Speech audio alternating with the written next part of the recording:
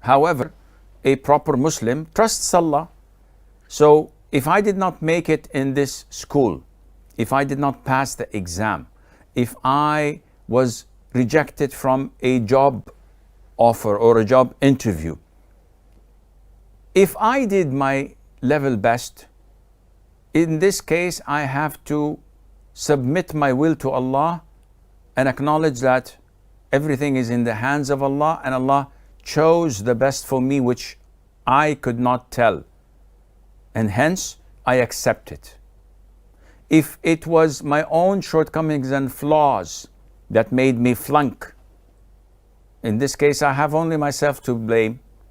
Work harder next time, make a lot of dua, and try your level best. But to remain in your position in this stagnant situation without improvement or progressing, this is not very wise.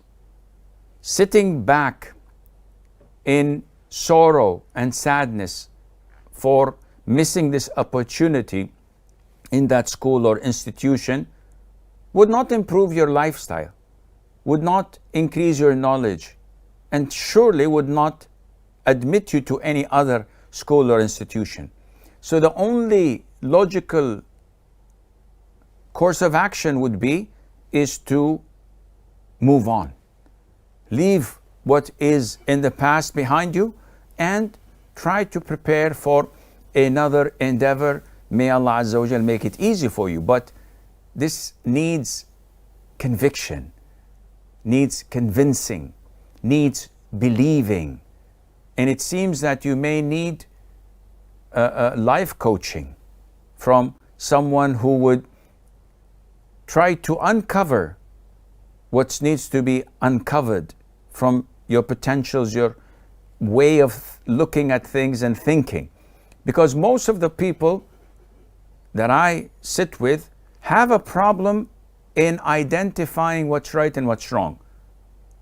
It's like there's fog in front of their eyes and they cannot recognize. So when they sit with someone who motivates them and who tells them how shaitan works and gives them and shows them the light at the end of the tunnel, their lives change.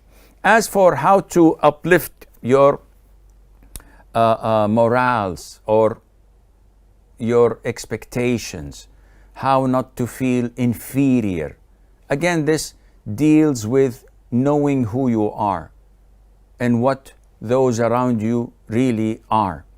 And this is not something that can easily come by taking a pill or an injection. It needs a lot of reflection, it needs knowledge, it needs to make a lot of dua, and it needs you to know your limits and who you are. The scholars used to say that sincerity, one of the main characteristics of sincerity, how would I know if I'm sincere or not, is when being criticized does not sadden you or harm you. And being praised does not add any value to you. This is when you're sincere. But when one word brings you down and another takes you up, there is a deficiency in you that you have to rectify, and Allah Azza wa Jal knows best.